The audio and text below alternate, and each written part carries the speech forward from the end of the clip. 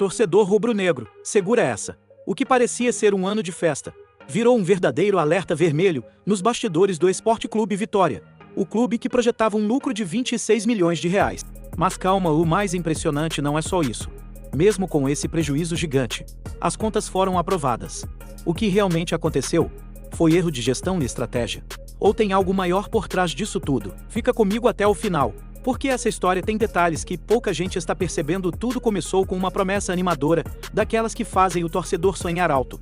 A expectativa era de um ano financeiramente equilibrado, com crescimento e estabilidade. O Sport Clube Vitória previa fechar 2025 com um lucro de 26 milhões de reais, um número que indicava organização, planejamento e uma possível virada de chave na gestão do clube. Só que, quando os números reais vieram à tona, o cenário foi completamente diferente do esperado. Na prática, o clube fechou o ano com um prejuízo de 25 milhões de reais. Isso mesmo que você ouviu, ao invés de lucro, um rombo significativo. E quando a gente coloca isso na ponta do lápis, o impacto é ainda mais assustador. Estamos falando de uma diferença de mais de 50 milhões de reais entre o que foi projetado e o que realmente aconteceu. Isso não é um simples erro de cálculo ou uma variação comum de orçamento. Isso é uma mudança brusca, um desvio enorme, que naturalmente levanta dúvidas sobre o que aconteceu ao longo do caminho.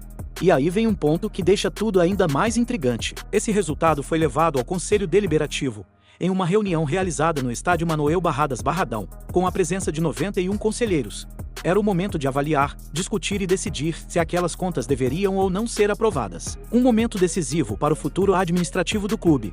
E o resultado da votação foi surpreendente. 74 conselheiros votaram a favor da aprovação das contas. Outros 5 aprovaram com ressalvas, o que indica algum nível de preocupação, mas ainda assim um voto favorável. E apenas 12 foram contra. Ou seja, mesmo com um prejuízo milionário e uma diferença gigantesca em relação ao que havia sido prometido, a maioria absoluta decidiu dar o sinal verde. Isso faz surgir uma pergunta inevitável: como um rombo desse tamanho é considerado aceitável? O que pesou mais nessa decisão? Os números frios, que mostram claramente um resultado negativo, ou a confiança na gestão que está conduzindo o clube? Porque, quando olhamos apenas para os dados financeiros, o cenário é preocupante.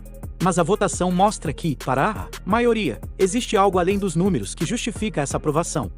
E é aqui que entra o ponto mais importante dessa história. O detalhe invisível que pouca gente está comentando não é apenas o prejuízo.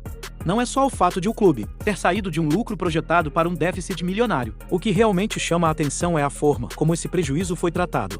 Porque, quando 74 de 91 conselheiros aprovam as contas, mesmo diante de um resultado tão negativo, isso envia uma mensagem clara.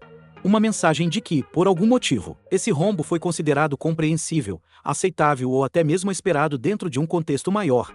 E isso muda completamente a forma como a gente deve analisar a situação. Talvez, para quem está dentro da gestão, esse prejuízo faça parte de uma estratégia. Pode ser resultado de investimentos feitos pensando no futuro, em estrutura, elenco ou crescimento institucional. Também pode ser consequência de fatores externos que impactaram o planejamento ao longo do ano. Só que, para o torcedor que vê o número final, fica a sensação de que algo não bate. E quando essa aprovação acontece de forma tão ampla, surge um risco silencioso. O risco de que prejuízos grandes comecem a ser normalizados. O risco de que desvios significativos entre o planejado e o realizado deixem de gerar o nível de cobrança necessário. Porque, no futebol moderno, gestão financeira não é detalhe, é sobrevivência.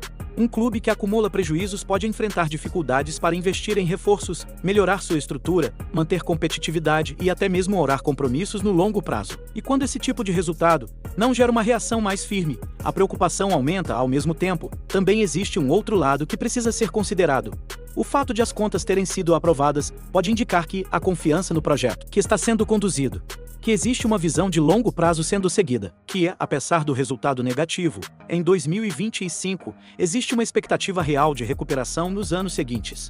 E isso ganha ainda mais força quando olhamos para o planejamento futuro. O clube já trabalha com um orçamento robusto, com previsão de receitas altas e expectativa de voltar ao lucro. Ou seja, existe uma narrativa de que o prejuízo pode ter sido um ponto fora da curva, e não uma tendência. Mas, independentemente da interpretação, uma coisa é certa: esse episódio acende um sinal de alerta. Não necessariamente de crise imediata, mas de atenção. Porque a diferença entre planejamento e execução foi grande demais para ser ignorada. E no meio disso tudo, o torcedor fica com o papel mais importante. o de acompanhar, questionar e entender o que está acontecendo. Porque o futuro do Esporte Clube Vitória não depende só de resultados dentro de campo, mas também de decisões que acontecem longe dos holofotes. No fim das contas, o grande ponto dessa história não é apenas o rombo de 25 milhões de reais. É o que ele representa. É a diferença entre expectativa e realidade. É a forma como ele foi interpretado e aprovado.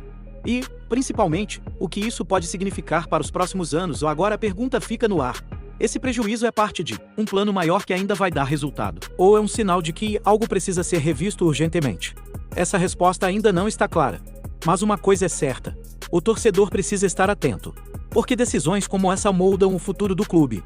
E o futuro do nosso Leão está sendo definido agora.